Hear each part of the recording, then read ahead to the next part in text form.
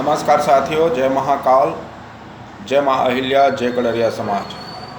साथियों, मैं नारायण प्रसाद पाली, तखतपुर, जिला बिलासपुर, गडरिया समाज, छत्तीसगढ़ से आप सबको सादर नमस्कार। अखिल भारतीय स्तर पर निवास करने वाले हमारे गडरिया समाज के राजनीति से जुड़े सभी भाई बहनों से आज एक विशेष सुझाव, निवेदन, आग्रह करने के लिए उपस्थित हुआ हूँ।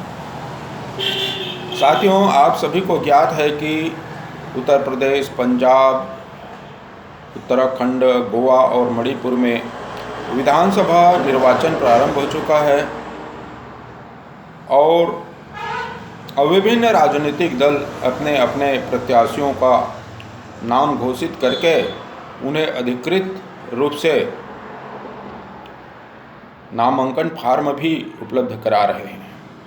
विभिन्न राजनीतिक दल के जो लीडर हैं, मुखिया हैं, राष्ट्रीय अध्यक्ष हैं, उनके पार्टी के वरिष्ठ नेता हैं, वे अपने योजना और उद्देश्यों को विभिन्न टीवी चैनलों में, समाचार पत्रों में, वर्चुअल मीटिंग में प्रस्तुत भी कर रहे हैं और अपने प्रत्याशियों का हौसला अफजाई कर रहे हैं। हमारे गडरिया समाज के द्वारा भी राजनीतिक दल बनाए गए और एक अच्छी शुरुआत भी की गई थी, किंतु वर्तमान परिदृश्य में हमारे गडरिया समाज के जो राजनीतिक दल हैं, उनके राष्ट्रीय अध्यक्ष हैं, न तो वे दूरदर्शन के समाचार में आते, न ABVP न्यूज़ में आते, न किसी डिबेट में भाग लेते हैं और अपने पार्टी का न तो प्रचार प्रसार कर रहे हैं। तो आखिर ऐसी शिथिलता क्यों है, यह एक चिंतन की बात है। यदि हमारे समाज के राष्ट्रीय अध्यक्ष विभिन्न टीवी चैनलों में आते, गडरिया समाज का प्रतिनिधित्व करते, गडरिया समाज का नाम लेते और एक बेहतर उद्देश्य और योजना को जनता के समक्ष रखते, तो निश्चित रूप से हमारे समाज का राजनीतिक दल का भी एक जनमत तैयार होता और उस जनमत के आधार पर गडरिया समाज के प्रत्याशी और उसमें विभिन्न समाज के लोगों को भी समायोजित करते हुए सरकार बनाने का दावा करते अथवा सरकार में हमारी साझेदारी होती। किंतु यहाँ तो बड़ा विपरीत स्थिति नज़र आ रहा है कि मुझे तो आज तक किसी भी दूरदर्शन चैनल में, निजी चैनल में, सोशल मीडिया में हमारे समाज के जो लीडर हैं वो दिखाई ही नहीं देते हैं। उनका कोई योजना, उद्देश्य, वक्तव्य कहीं दूर दूर तक नज़र नहीं आ रहा है।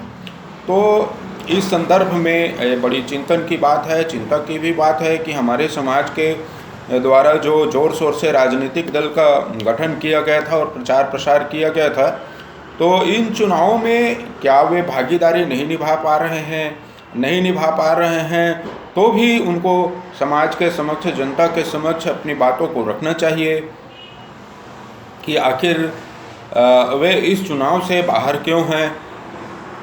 ऐसे अनेक यक्ष प्रश्न हैं जो अखिल भारतीय स्तर पर गडरिया समाज के भाई बहनों में जिज्ञासा होगी। जैसे मुझे है वैसे अन्य लोगों को भी होगी और मैं तो यही आप सभी हमारे समाज के, गडरिया समाज के राजनेताओं से निवेदन करूंगा कि जिस जोर शोर से, जिस उत्साह से आपने राजनीतिक दलों का गठन किया, उसको आप राष्ट्रीय स्तर पर लागू कीजिए, उसको एक योजनाबद्ध काम कीजिए।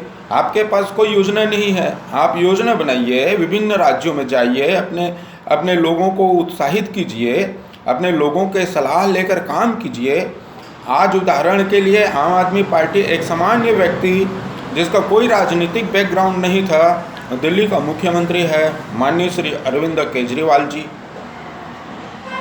उसने कैसे एक योजना बनाया, कैसे उस योजना को कार्य रूप में परिणित किया, यह एक सीखने वाली बात है, समझने वाली बात है। आज दिल्ली में है, हो सकता है कल पंजाब में उनका शासन हो जाए, हो सकता है कल वो गोवा में अपनी पार्टी को कामयाबी दिलाने में सफल हो जाएं।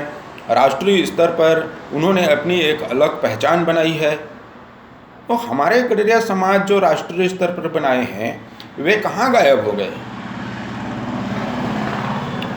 यदि हमारे गडरिया समाज के राजनेता अपनी योजना और कार्य के उद्देश्य को जनमत के समक्ष रखते तो हमारे गडरिया समाज के युवा राजनीतिज्ञ साथियों को, माताओं बहनों को, वरिष्ठ राजनेता जो राजनीति से अन्य पार्टियों से जुड़े हुए हैं उनको दूसरे का मुंह ताकना नहीं पड़ता और वे हमारे गडरिया समाज के राजनीतिक दल के लिए काम करते, हमारे समाज की बेहतरी के लिए काम करते।